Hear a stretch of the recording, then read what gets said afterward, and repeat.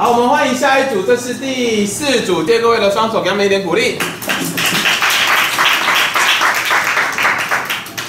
大家好，我们是第4组。我是林正林，然后他是我的伙伴刘永正。那今天我们要来讲的主题是不刻板的事业。那这个主题顾名思义就是来探讨那个东南亚移工受到刻板印象的问题。那来探讨这个问题之前，我们要先来定义何谓移工，何谓刻板印象。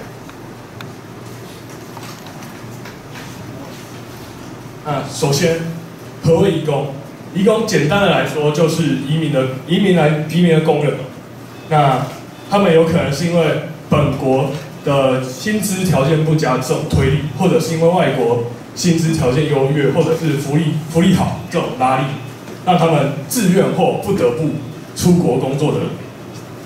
那再来，何为刻板印象呢？那我来举一个亲身的例子好了。像你们看我这样都觉得我很胖，但是觉得有可能我是天天外食族，那我可能天天外食，但是其实我天天都吃家里，然后都吃有机蔬菜很多，然后看我这个重营养的少。那这就是一种以偏概全的刻板印象。好，那我们了解了刻板印象还有移工之后，我们来看一下这张地图。这张地图有看到强大的台湾，而台湾的南方就是东南亚。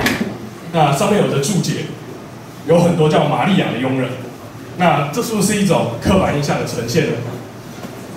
然后我们再问大家一个问题：你心中的东南亚移工是什么样子呢？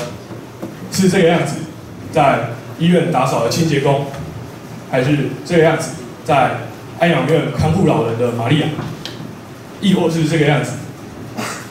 你平常搭公车经过医馆，看到旁边坐在椅子上发呆的外劳呢？是什么造成这样的刻板印象呢？那就由我的伙伴刘王者来为大家探讨。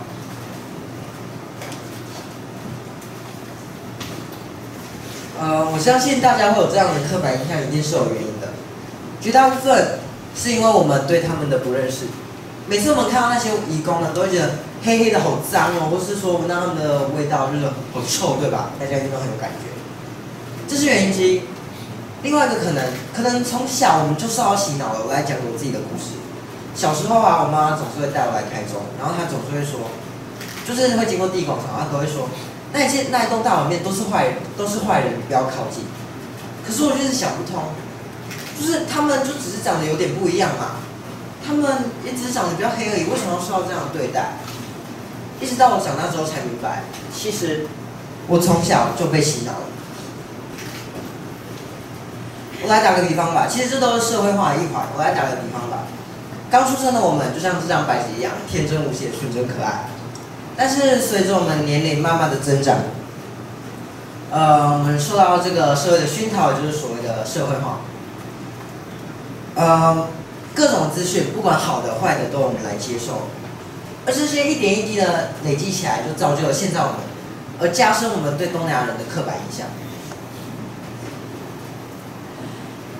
简单的来说，我们都被这个社会给染色了。但是从另外一个角度来看，是不是在我们社会化的过程中，没有让我们有一个完整的国际观的概念？看看我们的国中课本，台湾史、中国史、世界史，这些内容都对东南亚少有琢磨。以上种种的原因，造成我们对它有一些刻板印象，不管是好的坏的，就是总是会有一些刻板印象。那了解原因之后，我们要来想想看，那我们要如何改善？这真的很重要。教育是我们考量的第一要点。大家受过基本教育，也就是所谓的义务教育。我们应该要让人们从小就有多元文化的概念。因此，从教育着手是最简单的，因为大家都必须要受到义务教育。第一点，我们可以增加历史科这一科东南亚内容的篇幅。那你们就会想啊，我们不就都讲东南亚就好，其他都不用讲了？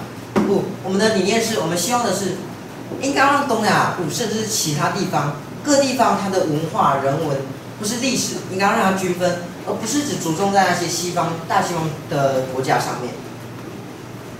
第二点，每年平均大概有7万的新移民来到台湾。那相对的，也有越来越多的新移民的子女来到学校就读。因此，我们应该要做的是要接纳他们，而不是给他们异样的眼光，不应该给他们差别的待遇。你可以在学校开设一些东南亚语言的课程。那你们一定有问题了啊！我学东南亚语干嘛？就是你们想想看，我们可以学习他们的语言，这样他们的语言与他们沟通交流。那相信这样可以弭平许多的隔阂，就减少了许多不需要的纷争。那我们第二点，我们需要用立法、修法这样具体的概念，就不像教育可能有些难，我们用立法、修法这样具体的概念来保障移工们他们的权利。而移工们呢，他们来台湾每3年就要出境1次。那我们可以把他们的工作期限延至4年、5年，至少让他们方便一点。而目前最严重的点，这真的非常严重，他们只要来台湾就要受到中介费的剥削。他们的基本薪资已经是我们的8.5成，8成5。那他们这样不知道不吃不喝几个月才能付完他的中介费，这真的非常严重，真的是对他们非常不公平。应该要加强取缔这样的行为，让这种事情不再发生。第3点，媒体，这真的也是一个影响大家非常远重的一个影响。我们应该要让他们更容易获取自己家乡的概念。我们可以不需要多，就几个新闻台就好，1、2个就够了。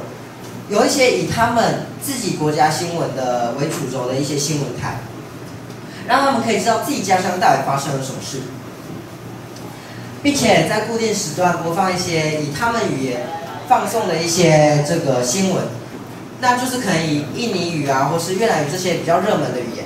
那我相信，让他们知道自己家乡发生的事之余，还可以让他们疏解一些思乡之愁吧。在教育和媒体之间是有关联的。媒体应该要负起它给予我们正确价值观的一个义务，而我们自己则要具备媒体识读的能力。最后一个，最简单也是最难的，同理心。那同理心其实它是一个蛮抽象的概念，我们到底要怎么做？其实同理心，简单来讲，就是前面3个要点，我们所要做到的终极目标。不管做什么，都要以同理心为一个方向吧。只要做到同理心，一定让我们与东南亚移工之间的关系有更加的进展。刻板印象，顾名思义，板是我们自己刻的，因此，让我们用同理心把这些刻板印象给消除掉吧。谢谢大家。